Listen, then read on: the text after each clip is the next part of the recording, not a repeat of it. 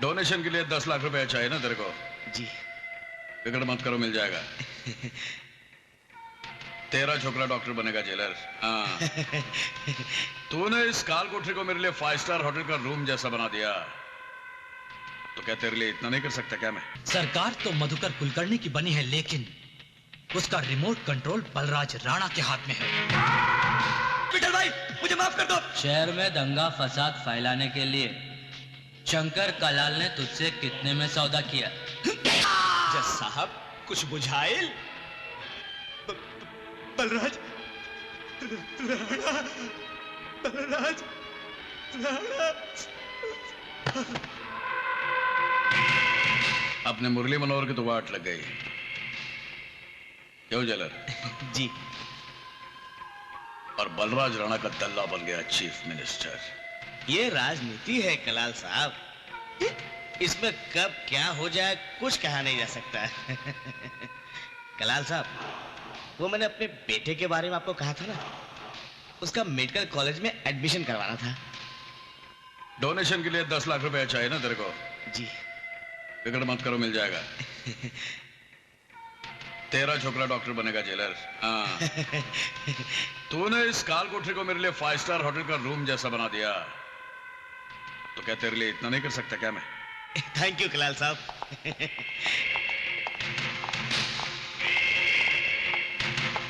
अच्छा कलाल साहब, मैं चलता हूं। नमस्ते सर। हाँ तो मुरली मनोहर, राजनीति में अपने आप को तुम महारथी समझते थे, हैं? लेकिन मधुकर कुलकर्णी तो तुम्हारा बाप निकला। तुम जैसा हरा हुआ नेता बूढ़ी तवायफ के बराबर होता है। मेरे ख्याल से अब तुम्हें पॉलिटिक्स से रिटायर हो जाना चाहिए। तुम्हारा ख्याल गलत है कलाल भाई। तवायफ बूढ़ी तो हो जाती है, लेकिन नेता कभी बूढ़ा नहीं होता।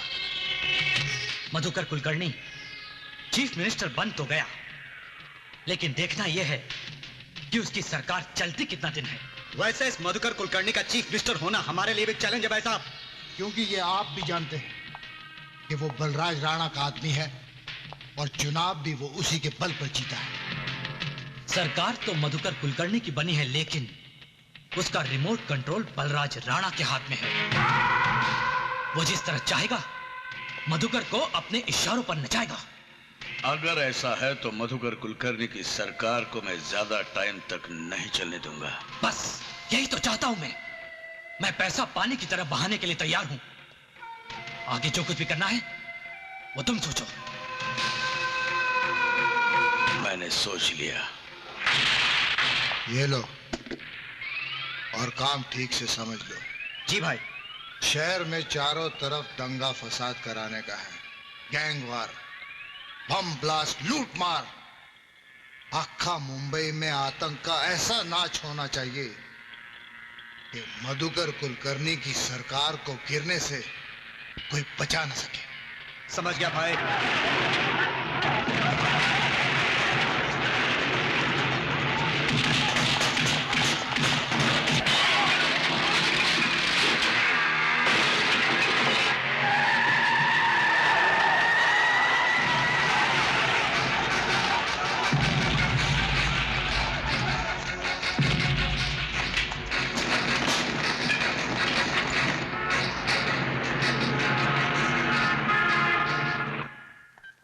हेलो, कौन?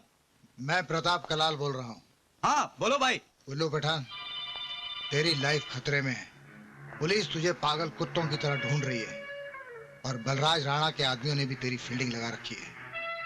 अगर तू स्पॉट हो गया ना तो तुझे ठोक डालेंगे। तो मैं क्या करूं भाई? तू जितनी जल्दी हो सके मुंबई छोड़ के भाग जा और गोरखपुर के रास्ते नेपाल चला जा। वहां से तेरा हांगकांग जाने का बंदोबस्त मैं कर दूंगा, समझा? ठीक है भाई।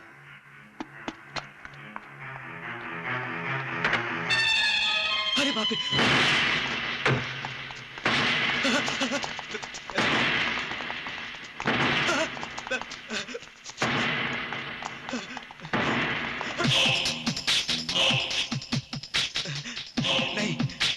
नहीं नहीं विठल भाई, नहीं, मुझसे गलती हो गई, मुझे माफ कर दो, मुझे माफ कर दो विठल भाई। नहीं, मुझसे गलती हो गई, मुझे माफ कर दो विठल भाई, मुझे माफ कर दो, माफ कर दो मुझे विठल भाई, मुझे माफ कर दो।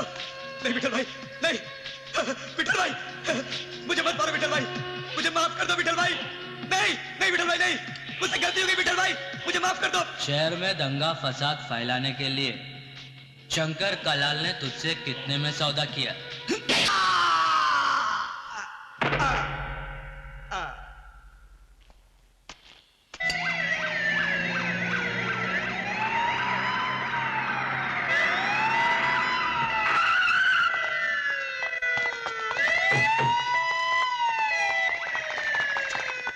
ये नजीर काचकार, तू जास्ती होशियारी मत कर। हाँ? मेरा नाम मालूम है ना? अन्या कोहली। क्या अन्या कोहली? मछली के बच्चे को तैरना मत सिखा। मेरे को मालूम है तू एक मामूली बिल्डिंग कॉन्ट्रैक्टर था। बलराज भाई की मदद से तू आज एक बहुत बड़ा बिल्डर बन गया है। इचा आइला जास्ती शानपति मत कर, पॉइंट की बात कर। क्या 500 खोखा मांगता है तेरे को? बलराज भाई को तूने वर्ल्ड बैंक समझ रखा है क्या? इधर पैसों का झाड़ है क्या? ए अन्या, उसको बोल काम शुरू करने के लिए 100 खोखा बहुत हो गया, 500 खोखा काय को चाहिए? हाँ विठल भाई, ये नजीर कासकर, तू मगजमारी मत कर। भाई को बोलकर तेरे को 100 खोखे का बंदोबस्त करता है, तू उसी से काम शुरू कर, बाकी देखा जाएगा। और तू फिक्र काहे को करता है? तेरी कॉलोनी बनेगी, सरकार अपनी है, सब कुछ अपना है।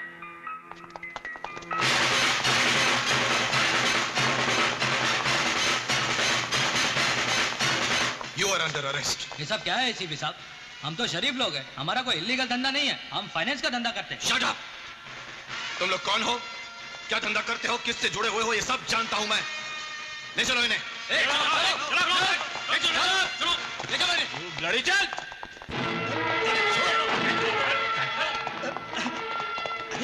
अरे मुझे कहाँ ले आए हो? तुम लोग कुछ बताते क्यों नहीं? कौन हो तुम लोग? तेरे बाप। अरे तुम लोग मुझे कुछ बताते क्यों नहीं? मुझे कहाँ लेकर आए हो? किस लिए किडनैप किया गया है मुझे? जानते हो, मैं एक जज हूं, जज। तुम सब लोगों को मुसीबत में डाल दूंगा, सब लोगों को मुसीबत में डाल दूंगा। जज साहब, हम बताता हूँ कि आपको यह काहे लाया गया है। टनी हुआ देखिए, हाँ हुआ।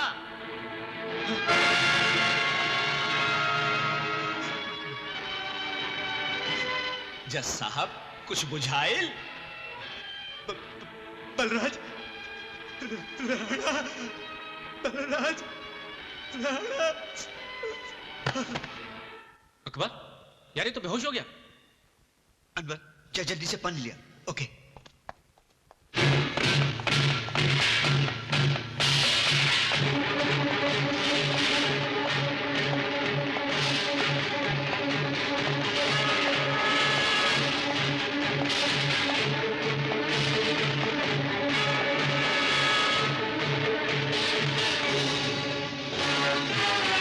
मैंने इसे जिंदा लाने के लिए कहा था, इसकी लाश नहीं चाहिए थे मुझे।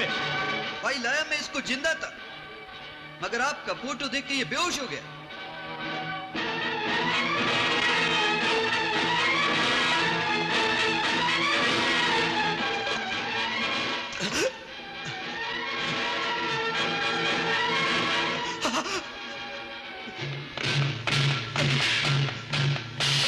मेरा कसूर क्या है बलराज साहब?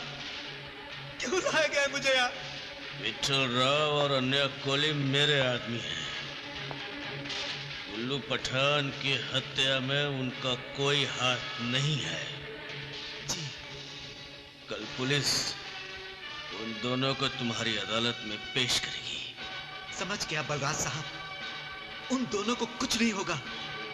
जो फैसला आप चाहेंगे वो मैं अदालत में सुना दूंगा। अकबर जी भाई। इन्हें जाने दो। ठीक है भाई।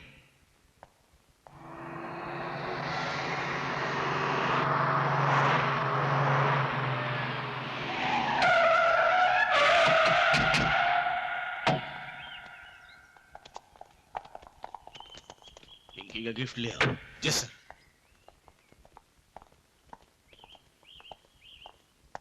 माँ जी, कोई भी हिंदू किसी मस्जिद को तोड़ना नहीं चाहता है, ना ही कोई मुसलमान किसी मंदिर को गिराना चाहता है। यह सब तो कुर्सी की लड़ाई थी जिसमें हजारों बेगुनाह लोग मारे गए। तुमने बिल्कुल ठीक कहा बेटे। लेकिन भगवान की कृपा से अब शहर में शांति है। माँ,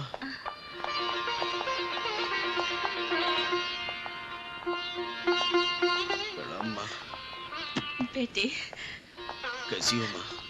मैं तो ठीक हूँ बेटे, तू कैसा है? अच्छा हूँ माँ। तुम्हारी याद आ रही थी माँ, इसलिए मिलने चला आया। अच्छा किया बेटे, न जाने क्यों मुझे हमेशा तेरी चिंता लगी रहती है। मेरी चिंता मत किया कर माँ।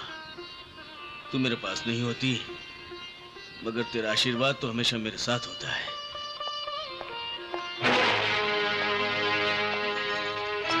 नमस्ते।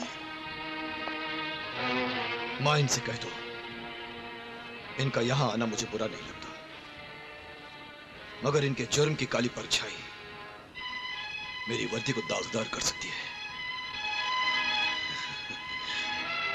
माँ, ये दुनिया काजल की कोठरी है, जहां दाग लगे बगैर कोई बच तो सकता नहीं।